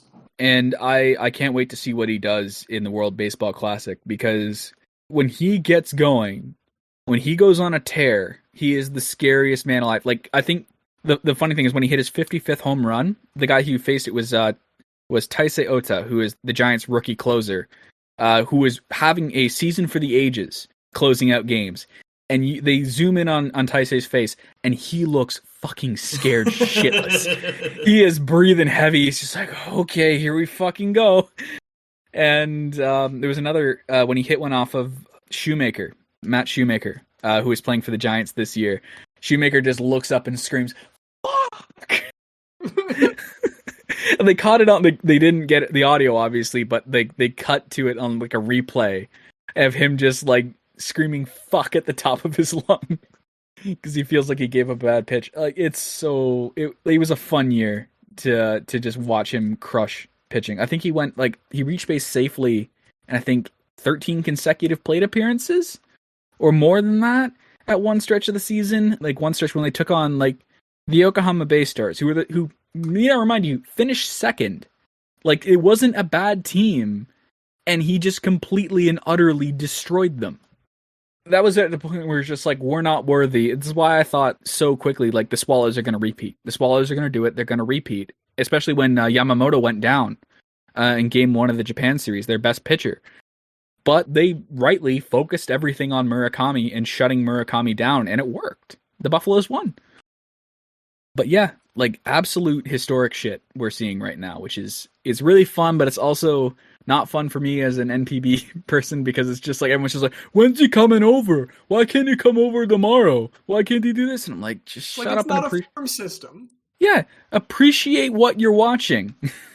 It's not some podunk league, which pisses me off that a lot of commentators like to refer to it as such. The whole thing with Robert Suarez, who was an elite closer with the Hanshin Tigers, and then he goes over to the San Diego Padres, and they're oh, he basically played indie ball. Excuse me? It's at worst quad A. Like at worst, it is better than all minor league competition. Yes. Like you put an NPB team versus a AAA team in a series because anyone can win on the day. That NPB team will win out every single time. Yeah. There's no way they end up losing. The American ignorance there, I guess, I would analogize it. I think that's how you pronounce that word. Analogy. You're real close to saying something that you don't want to say there. I would most closely compare it to, like, Xavier and I are big basketball fans, and when Luka Doncic was tearing it up over in Euro, we knew, like, immediately, like, this guy's going to step in and day one be one of the best players in the NBA. And all of our friends are like, well, it's the European League, blah, blah, blah. I'm like, the Euro League, much like NPB, is like the indisputable number 2 best league in the world. Yeah. Indisputable number 2 best league in the world. So when you see a kid, much like we're seeing now, dominate in that way, that's gonna carry over. Like it just will. Exactly. And it's not like he has some of the problems. Like I was shocked that our organization as smart as the Rays signed Setsugo. But like people are comparing him to Setsugo, and I'm going like, you are looking at 2 completely different hitters, my guy. Because it was really funny. They don't want to pay $10 a month for a Delta Graph subscription. They're not going to find this information. But Setsugo's WRC plus against pitches above 95 miles an hour was something like 63. So it was like a well-known thing that he couldn't do with velocity. Meanwhile, I believe Murakami's thing on the same kind of pitches is, I think it's something like in the 150s. Like he can still do it. But like he is is still not going to spinny him. No, exactly. You're not going to be able to pump velocity by him and have that work. He is going to eat that for breakfast. So, Xavier, going back to, sorry to cut you off for such a long time to go off on a tangent. It's fine. I mean, that's really all I had, about it. I'm hoping that I get a chance to see Murakami just rake in 2 months. That would be fantastic. But I'm super excited. Thankfully, the stadium's about 8 minutes from my hotel. So that's how I choose my teams. Can I go see them play in person? Because then I can actually, be there with fans who are singing songs that I don't understand but can enjoy, and just enjoy the atmosphere first before doing anything else. Just buy one of the little umbrellas for the umbrella dance in the 7th inning stretch. Oh, heck yes. And you'll be fine. Yeah. Dude, you're going to have such a good time. I'm going to talk about a team that is probably not going to have as good of a time this year because I, like Diaz, am also a glutton for punishment. That is not the reason that I selected this team. Part of the reason I selected is, as an Orioles fan, I've always felt a bit of an inferiority complex that I don't have one of the teams that goes back like a century. I've always wanted one of the really old teams, like the Phillies or the Reds, any of those guys. So I did decide to go back to one of the oldest teams. There are a bunch that have to do with newspapers. They're all owned by newspapers, which I adore. One of my favorite things at Camden Yards is the Baltimore Sun, which is now like a complete rag and decrepit institution. But when Camden Yards was built, it was a really well-renowned newspaper. And so they have the Sun sign. And anytime there's like a borderline call, they will flash either the H in the or the E to let you know if it's a hit or an error. One of my favorite things. So I wanted to pick an old team, wanted to pick one of the teams that I do with newspapers. And another thing that I dearly love is the Dodgers aesthetic, both from their time in Los Angeles and Brooklyn. It's just a clean look. And for that reason, all of these things combined have led me to the pride of Nagoya, the Chunichi Dragons. Oh, you sweet summer child. It's I root for the Orioles. They've won a championship significantly more recently than the Orioles. They've been to a championship a lot more recently than the Orioles. So, like, it can't get worse than that. And again, they're a team where, hey, maybe if ownership cared about them whatsoever, it'd be fun to watch. It's not that ownership doesn't care, it's that ownership doesn't have money. Yeah, it's the newspaper industry. Yeah, exactly. It's not like Yomiuri that has branched off into TV and done all this stuff to like continue. Maintain relevance. Yeah, it's a paper that has not transitioned well to the digital age. But I have a feeling that someone is going to buy a Chunichi in the next 20 years, not for the paper, but for the team. I think that anything other than Chunichi Dragons is not going to fly with that fan base at that point in time. Oh, so they would buy Chunichi just to make sure they're not changing the name of the Chunichi Dragons to whatever the new company is. Yes.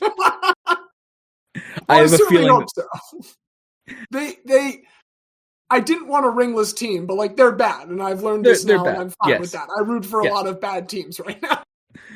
They are bad, but they have really good pitching. They have a really good rookie playing right now, Yuki Okabayashi. The problem with Okabayashi is he can't hit for power. This is a man who put up 6.8 WAR last season without hitting a single home run. Ooh. I had not found him in last season's statistics, and I have a favorite player on the team now. Yeah, he was, I believe, 8th best player. He was the 8th best player in NPB in 2022, and he didn't hit a single home run. That's fucking awesome. I love this. It is also not as if the Chunichi Dragons do not have some history. Yes. It is difficult to find a best player. I don't think they have a, like, Mr. Dragon. It's very easy, though, to find the 2 best players in their history. Yes. Because it's the only 2 numbers they've retired. It is 2 guys that are kind of linked. First one I want to mention is Michio Nishizawa. He was a pitcher that started at the age of 15. Maybe you can illuminate this a little bit. Was that a normal thing? Were a lot of 15-year-olds playing in NPB at that point? Not really, actually. Like, a lot of guys were jumping out of high school, but like there was this worry that if you jumped out of high school and you didn't finish high school, you couldn't avoid the draft. Because you got to remember, this is late 1930s. They're in an active war with China, and Eiji Sawamura ended up getting sent over there. And so Michio Nishizawa does not avoid the draft also. No, he does not avoid the draft as well. But like his whole thing, I think the only guy who's come in who's been that young is Masaichi Kaneda, who we've already mentioned. He signed with the Swallows at 16 because I think something had happened with a high school tournament not allowing him to play, because Masaichi Kaneda, for those who don't know, is Korean. That's not his birth. His birth name is Kyung-hong Kim, and he's of Korean descent. So they were something of him not being allowed to play because he was Korean, despite being born and raised in Nagoya. He didn't have Japanese citizenship. He actually had North Korean citizenship until 1954, I believe, which is until he finally decided to get his naturalized citizenship. And so Kaneda signed at 16 because he was just like, oh, you know what? If you're not going to let me play, I'll go find a professional team to play for. And that's exactly what he did. And then his little brother, Tomohiro Kaneda, later ended up playing under him. But that's enough. Back to the Dragons. 36 is when he comes in at the age of 15. In 1942, he pitches a no-hitter, which is the second most impressive game that he has that year.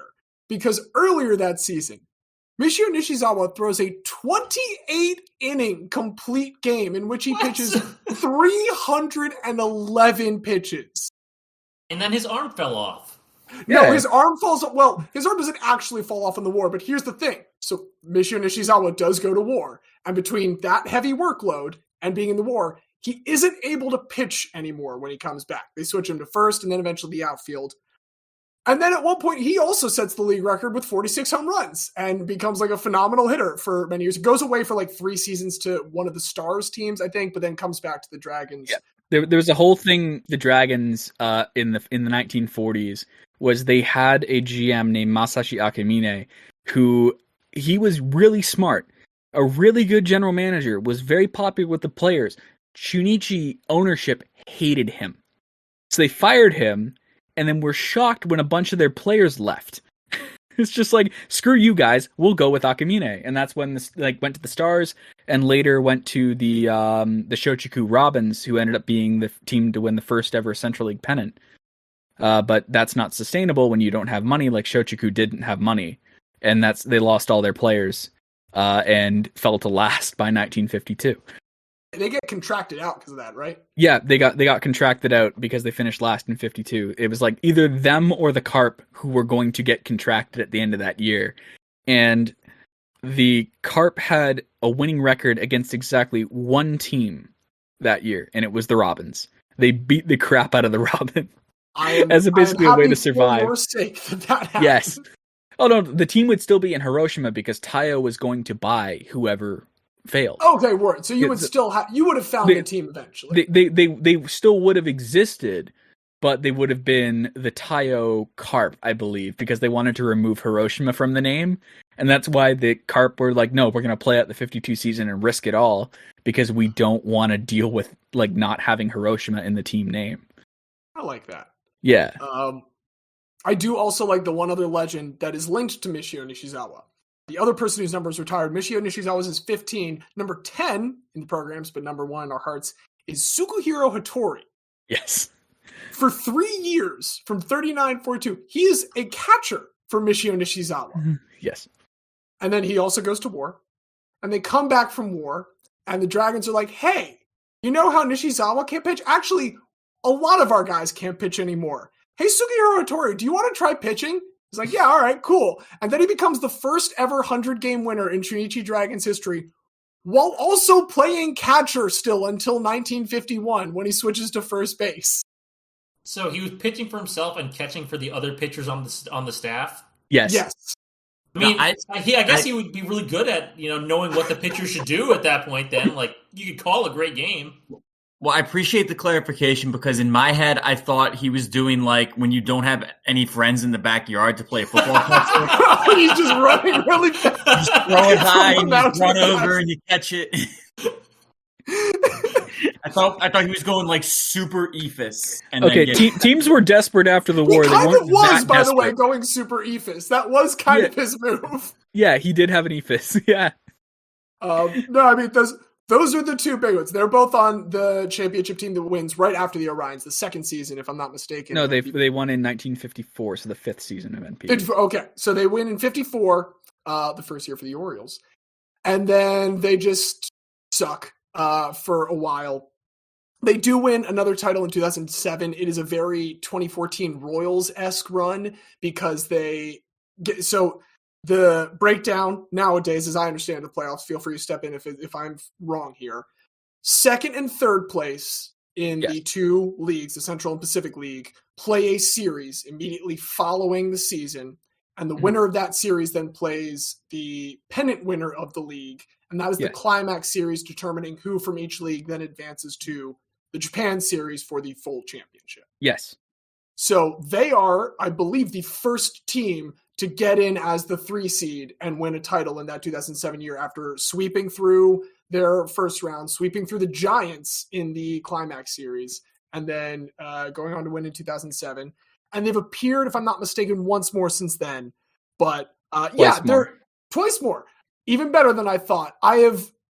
They're not good, and I got super excited when I picked them at first, and then I realized I picked the perfect team for myself because actually this is, in many ways, quite a disappointing team. But they have some lovely cultural touchstones, one of whom is the guy that I want to mention.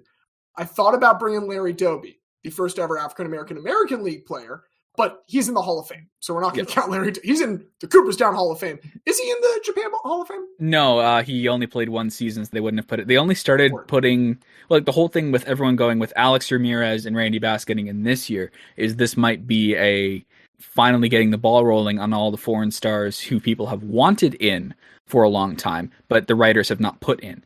So guys like Darryl Spencer, who played for the Honky Braves in the 60s, who is known as Dr. Baseball, and guys like Leron Lee, who still holds the career batting average record. Like Nori Aoki broke it briefly, but the fact that Nori Aoki continued to play and his average went down meant that Lee got it back. Who else? And Greg Boomer Wells, who also won a Triple Crown in the 80s. So those are 3 guys that everyone's going like, oh, they might get in now, like that kind of thing. We like big hall moments. We're all about big halls. Our hall, Cooperstown Hall. One guy that's not going to be making any halls, but has a very special place in my heart and is really what cemented the Dragons' choice for me. There was a pitcher, the Chunichi Dragons, from 2004 to 2011. He does miss out on the Japan series because he's recovering from Tommy John surgery, but he successfully comes back from that Tommy John surgery. And then in the offseason, after that 2011 year, he becomes, in my lifetime, the single greatest Orioles free agency pickup ever. And that is Wei-Yin Chen. We still have not hit the high of bringing Wei-Yin Chen as a free agent pitcher into the Orioles, who has gone on to start 2 of the most important baseball games of my entire life, which are Game 2 of the 2012 ALDS against the New York Yankees and Game 2 of the 2014 ALDS against the Detroit Tigers. He was really good for 4 seasons with the Orioles. He was even very good for one of my fantasy teams one year, the Warriors. Went 27-14 in 62 games, 377 innings pitched. In his 4 years with the Orioles, his strikeouts per 9, 6.9. Nice. He also has one last funny thing I want to mention for Wei Yin-chen. He eventually goes back to NPB, but he spent some time in Miami. And then Miami cut him right before 2020. For this reason, in 2020, Wei Yin-chen was the highest paid player in all of Major League Baseball because everyone else's contracts got prorated to the shortened season. But because he got cut before that and had the most expensive contract of everyone that got cut before the season, Wei Yin-chen is 2020's single highest paid Major League Baseball player. You know what's really funny to me about Wei Yin-chen is in MLB The Show 2021, if you ended up on the Marlins and they went to crowd shots, you would still see people in Wei Yin-chen jerseys. Perfect. Like, perfect crowd. You will still see people in Wei Yin-chen jerseys at Orioles Stadium. I'm not joking when I say we haven't signed a better pitcher than Wei Yin-chen in the last decade. Like, Wei Yin-chen, I love Wei Yin-chen. Like, he's one of those guys who's just, like, absolutely tore it up. Like, when he played for Chiba for the final couple years of his career, when he went back to NPB in 2020 with the Chiba Lotte Marines, he was, like, one of those guys who was just, like, you just want the team to do well when he pitches. He was just so lovable. And I think my favorite moment of his is him being the only guy who is just so sick of Ukyo Shuto's shit. Ukyo Shuto is the fastest man in NPB. He's going to be on the WBC team. We'll see if he plays or not because he's kind of the fourth outfielder. But he is ridiculously fast. Like, I jokingly call him the Speed Lord after the Filthy Frank bit. And I made a meme where it's just like Wei Yin-chen actually gets him. But like, he was just so sick of his shit that he just kind of threw over enough times and was the only guy to catch him flat-footed was Wei Yin-chen. Love it. Like love Wei Yin-chen. I have a Wei Yin-chen shirt somewhere. I'm going to have to dye it from orange to blue, but hold on. This is going to mean nothing to our listeners. But I have a Wei Yin-chen baseball card right here, baby. Nice. I think I've got a Wei Yin-chen card for the Marlins, but it's a Donruss card, so it doesn't have the teams on it. It's just like one of those Donruss cards that came in like here's a big pack of cards. We're gonna lure you in with the cards you actually want, and then we're gonna check on some Donruss shit because we can't move it because no one wants cards without the logos. Because Donruss has the players' rights, they don't have the logo rights. No teams. Because no teams. Well, they can say like Miami or Miami, yeah, it's like or the Miami, big game. Yeah, Los Angeles N, Los Angeles A, like it's in Juventus that kind of thing. In the FIFA game, Piedmont Calcio. God, I hope that MLB never gets to that point where like teams refuse to be in MLB The Show. What? It was John Dowd. That was Barry Bonds' fake Barry name. Bonds in MVP. John Dowd, just like fucking white guy, like number 99. Barry Bonds in MLB Power Pros was known as Great Gonzalez. Oh, that's even better. Much better than John Dowd. What's John Dowd's nickname? Great Gonzalez. So, like, yeah, because they had all the guys who weren't in the MLBPA. One of them, Kevin Millar, was known as Great Johnson.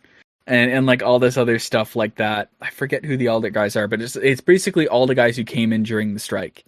All the guys who came in during the strike and actually managed to stay on, but were never allowed into the NPBPA because, fuck you, you're a scab. We know the Kevin Millar story. Oh, yes. Yeah, how Kevin Millar almost signed with the Chunichi Dragons, and then the Red Sox broke precedent by claiming him off waivers, and that created this whole shitstorm between the MLBPA, NPB, and MLB, which was just another big what-if moment in NPB history if the Red Sox hadn't claimed, and MLB history as well. Yeah, if the Red Sox hadn't... It's enormous for 2004. It's enormous for 2004, and like, the Dragons did end up getting like a good player in his place. They signed Alex Ochoa instead, who is still the only man to hit for the cycle in both MLB and NPB, which is... Yeah. But like, Alex Ochoa wasn't enough to get them over the hump when they faced the Lions in the Japan series. There's a really famous clip of Alex Cabrera, who is big roid boy, allegedly. I have to say allegedly because he was never caught in Japan, and I don't want a nice letter from his lawyer. But he was like big, huge, bulky guy, like arms the size of my head. And he hit a grand slam in Game 3 of the 2004 Japan series, and he just goes up the line like this. Head up, chin up, skipping up the line with his arms in the air like this. Like, yeah, I just fucking did that. You have a fucking problem? Oh, like he was to eat your heart out. Oh, yeah, he was the smuggest motherfucker alive. There's another moment. I'm sorry for going on tangents again. There's another moment in the 2006 All-Star Game. Kyuji Fujikawa, who was at the time the best reliever in NPB, he decides, I'm going to face Alex Cabrera and Michihiro Ogasawara, the two men duking it out for the PL home run title, and I'm only going to throw fastballs. So to us, it would be someone in the All-Star Game pitching to like Mark McGwire and Sammy Sosa back to back. Yes, and saying, all right, right I'm only going to throw fastballs, and it's really funny to see when he does it because he sticks his hand out like this with the ball, showing like I'm going to just throw fastballs, and Cabrera's looking at him like, really? It's the pitcher version of Ruth calling his shot. I love that. Exactly. He struck both of them out. Fuck yes. And it's like, because both of them had like these really cartoonish like full swings. Like Ogasawara was known as Mr. Full Swing. And there's a point where Ogasawara loses his balance and he gets up and he squares the plate like this, like he's laughing his ass off because he can't believe that this is actually happening. It's a great clip. There's a reason why it has 14 million views on YouTube. It's fantastic. So, a couple last cultural notes on the Chunichi Dragons that drew me to them. One, I did not realize when I selected them that they are the team from Tom Selleck vehicle Mr. Baseball from 1992. Yes. So apparently there's still a bunch of people with Jack Elliott, Chunichi Dragons. Yes, Tom I Selleck, I don't know if you can see it, but I have a Japanese poster of Mr. Baseball on my wall behind me right there. Listeners, that you can see that right next to the Wei-In Chen card. We've got them right there. But Google the Japanese poster for Mr. Baseball and you'll see what I mean. But like it was something that I saw and I was just like, that's in very high quality. I can get that printed out and put on my wall. Of course I'm going to do that. Why would I not do that? They've also got the Dodgers aesthetic. We mentioned that. Mm-hmm. At the same time, they weirdly are aping both the Dodgers and like the mid 2000s, early 2010s navy blue San Diego Padres jerseys at the exact same time. The CD of their caps is incredibly reminiscent of that, and their away blue jerseys right now look like just the most forgettable, atrocious Padres teams. Like, the Padres, I think it has been said a lot in recent years, before Manny Machado, were probably the 30th MLB team that you named when you tried to name all 30 teams. And the Chunichi Dragons have like this incredible Dodgers look, and they're like, let's also look like the Padres a little bit. They're going more Dodgers next year. They're going back to their jerseys from the 90s. Their home jerseys from the 90s were a 1-to-1 copy of the LA Dodgers look with the red number and on the front and everything, but it's just the script says Dragons. Red number's coming back. Fuck yeah. Maybe Tom Selleck will make an appearance. Oh, that would be hilarious if he does a first pitch for them. I've always joked that if I ever, by some miracle, played an NPB, I would wear 54 and I would celebrate every home run with Big Hit Happy Body. Like there is no way I would not do that. The last two things I want to say about the Chunichi Dragons. Their mascot is named Dawala. Yes. And it is an incredibly acrobatic koala bear. Yes. Diaz and Xavier, because Evan, you probably know this, I would love to hear a guess as to why the Nagoya Chunichi Dragons have a koala bear as their primary mascot. They do have dragons now as their secondary one. Well, why do you think a koala is the first one? They really liked Australia. Yeah, Xavier, I was going to say Australia. I'm not good at riffing right now, so I'm just going to... So you tell me what it really was, James. So they were the sister city with Sydney in Australia, and because of that reason, their zoo had the first koalas in all of Japan. And so Dawala the koala became their primary mascot. It's just a dude in a koala head. Like, it's not even a big fluffy suit. He's got full mobility so he can do crazy acrobatic stunts as this koala bear. But yeah, that is their primary mascot now. And then the last thing, their main song, Burning Dragons, just absolutely rips. I'm going to play a little clip of it right here. It's...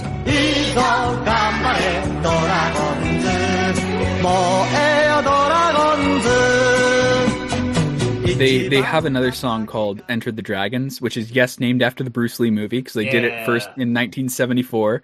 And they name everyone on the team, like every player, every coach, and they go through the order and all that stuff. But I think my favorite coincidence about that is in 1994, 93 or 94, Matt Stairs played for the Chunichi Dragons, the ultimate pinch hitter. In his line in Moe Dragons from the year he played was, "Make the most of your chance, Stairs," which I think is the most appropriate thing possible to reference Matt Stairs. You know, the pinch hit king. I just love this beautiful kinship that we've just formed, Evan, because Matt Stairs' 2008 pinch hit homer is probably still, it's easily a top 3 Phillies moment of my lifetime.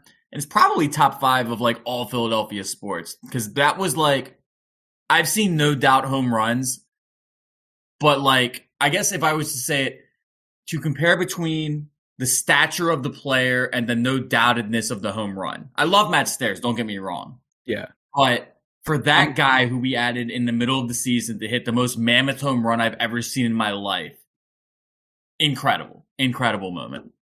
I'm Canadian, so I'm conditioned to love Matt Stairs. So there's another thing. I think off of NPB for a second, but I think my favorite Philadelphia sports moment is when they were so violent when playing CSKA Moscow that they just left. They decided, that is absolute folklore in this city to that day. And my favorite quote coming out of it is Ed Snyder, the Flyers owner, then says, "I will tell them they're not going to get paid." And then the team came back out, and the thing that every Flyers player, coach loves to say after that is like, "Turns out they were a little more capitalist than we thought." It's still one of the, the Flyers were the only team to beat the Red Army team at that point in time. The Canadiens tied them, but like the Flyers were the only one who beat them, which is something that was like also like enshrined in Flyers lore and enshrined in Pittsburghers making fun of the Flyers.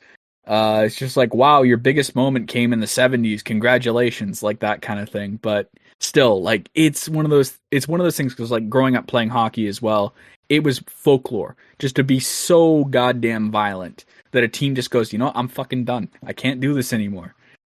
It's like, it's not like the Russians were pushovers too, because they had a guy named Boris Mikhailov. Like he was known as a complete thug. Like he was their captain. He was an absolute thug. He would stand up for himself all the time. But like if you touched was it Valery Karmelov who was their best player? If you so much as touched Valery Karmelov's jersey, you're dealing with Boris, and Boris is going to beat the shit out of you. Mikhailov was on that Summit Series team in '72 against Canada, right? Yes, that's what I was gonna say. I mean, that's where Bobby Clark took his tactics from Team Canada there, because he gave a nice little slash to I forget who, but broke a fibula, and that ended up winning the Summit Series. So Bobby Clark, I'm not sure if it was a Philadelphian tactic that he brought to Canada or vice versa, but either way, Bobby Clark and Russians like water and oil. Oh yeah.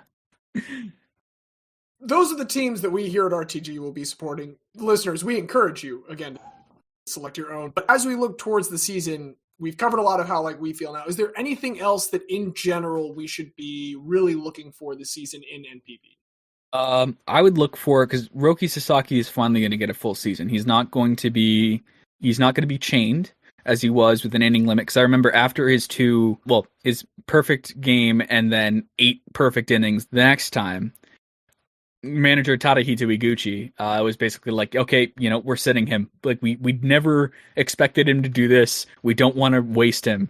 We're going to sit him for a little bit. He's going to be completely unchained this year, and it is going to be must-watch TV whenever he plays. Also, the Nippon Ham Fighters are moving into a new stadium called Escon Field Hokkaido. It is basically think like the Texas Rangers new stadium. Very similar in design to that. The giant grill that they have. Very similar to that, and it's going to be better than their old stadium, the Sapporo Dome, which was just hell to play and watch baseball in. So it actually be really fun. I am going to try and get to a game there sometime in April, but I'd imagine even though the Fighters are going to be terrible, that place is going to be sold out for the first little bit, for the novelty. But another person to look out for, Murakami as well, but look out for the debuts of a couple guys. We're probably going to see Carter Stewart Jr. finally get his first full crack, because he wasn't really on the roster last year. He made a few appearances. He was great in the minors. maybe high time for him to finally make his full season debut. And one more thing, like obviously see what Murakami does, but also look at Kazuma Okamoto, who is playing for the Yomiuri Giants, because people forget in 2021 he tied Murakami in home runs. Murakami hit 39 home runs. Okamoto also hit 39. And Okamoto in 2022, for a short time, actually led NPB in home runs before Murakami really got going. So it's going to be very interesting to see how he takes this season and where he goes. And also, Yokohama Bay Stars may threaten for a pennant if their pitching can get its act together. Yeah. But that's historically not something that it's really funny to look at Yokohama Bay Stars history. They've had maybe 3 or 4 good pitchers in their entire history, in their entire 70-year history. So another reason I picked the Chunichi Dragons was because I thought about the Bay Stars field. I was like, I need to have a team that can make a pitcher. I need like one team that can put an actual competent pitcher on the mound. Hey, the Bay Stars had their first Shota Ibunaga through the first no-hitter in a long while for the Bay Stars. I believe since 1970. Shota Ibunaga threw the first no-hitter since 1970 last year.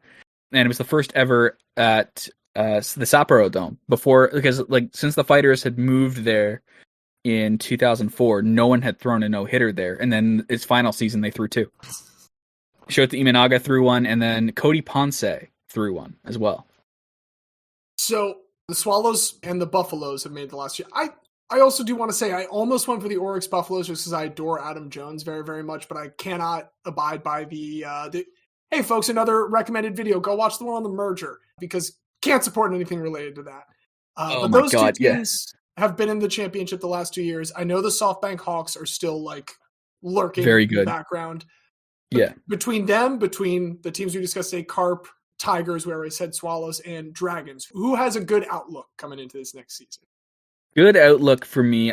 If you're looking at pennant contenders, it's Swallows and Bay Stars in the CL, and maybe the Tigers, because the Tigers did surprise a lot of people last year, got feet under them. They've got 2 new foreign players this year in hitters, Sheldon Noisy and Johan Miesis? I can't pronounce his name right.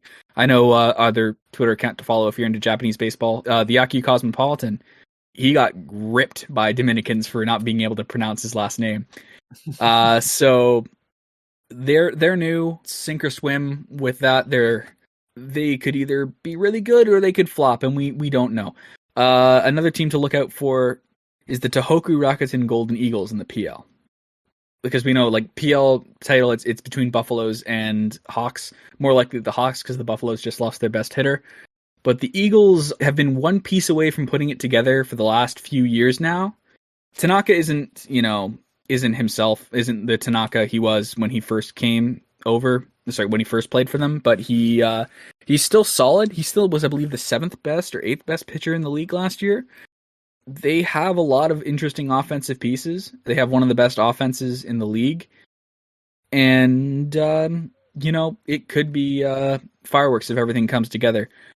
Some guys to watch, aside from, your Murakami, your Sasaki, your Yoshinobu Yamamoto.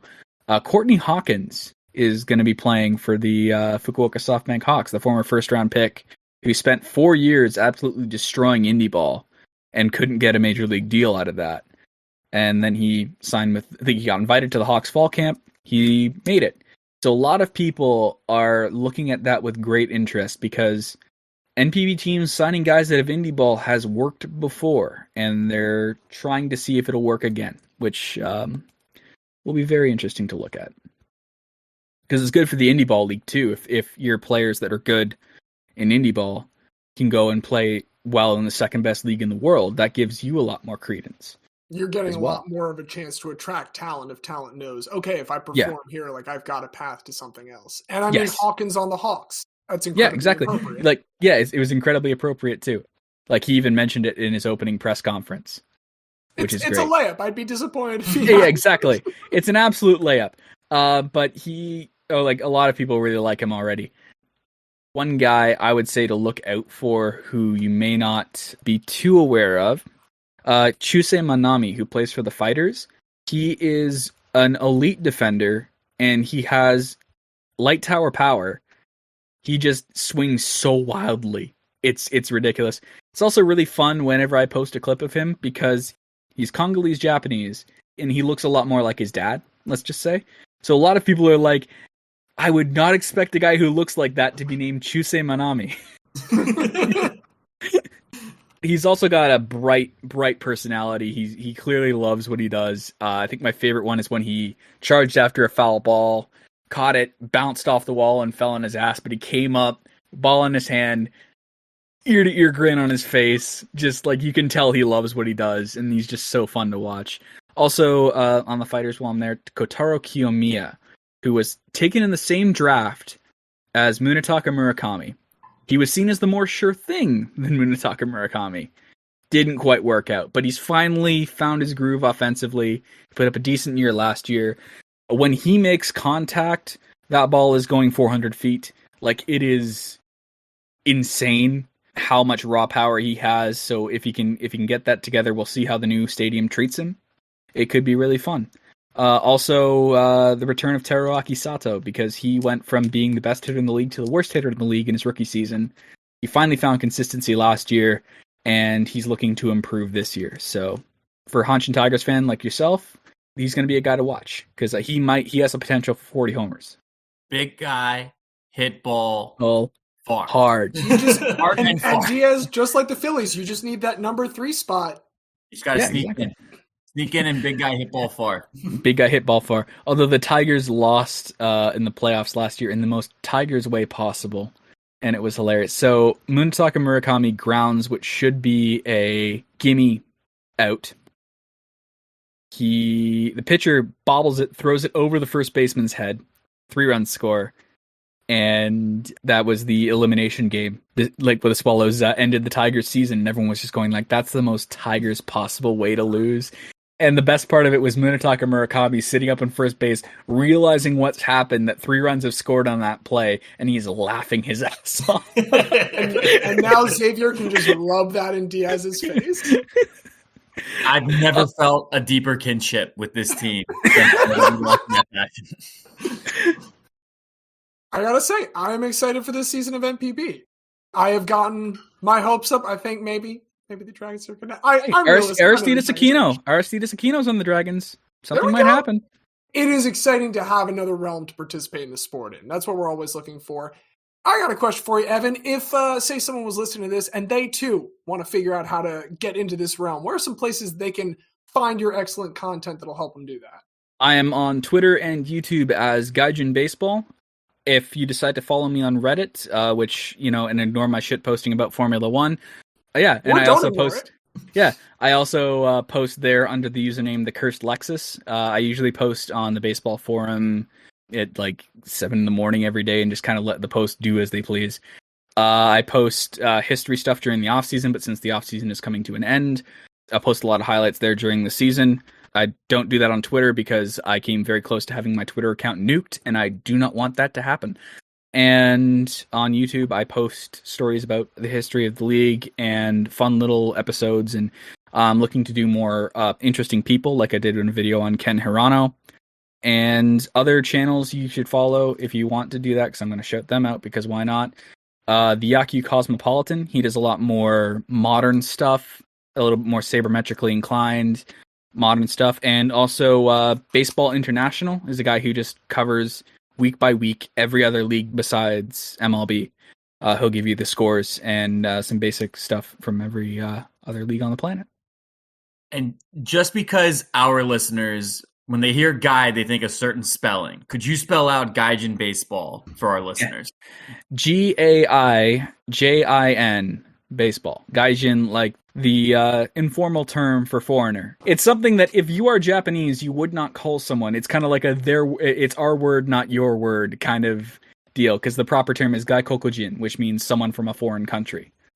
Yes, so it will be spelled differently in the episode title here. It will be Guy there, but we will make sure to have the appropriate spelling of it in the episode description. Absolutely. That's perfect. Thank you so much. Thank you guys so much for having me. You reached out of the blue. It was something I'm very glad to be a part of, and I'm happy to jump on again if you guys will ever have me again. Season recap at minimum. We're going to need a mid-season check-in. Absolutely. Oh, absolutely. Perfect. You are the NPB expert now, officially on the roster in the Rolodex. And no, I mean, thank you so much for coming on, man. It was a real pleasure to have you. I want to also extend our thanks, as always, to our musical director, Don Ham, for our excellent theme music. And to you, dear listener, for joining us this week. We do hope that you will join us again next week when we have another phenomenal guest. But I think that is all that we have for this week. As always, I've been James. I've been the not the special guest, Xavier. I've been the NPB expert, Evan. And I'm Diaz. And as Matt Stairs said after his 2008 NLCS home run, when you get that nice celebration coming into the dugout and you're getting your ass hammered by guys, there's no better feeling than to have that done.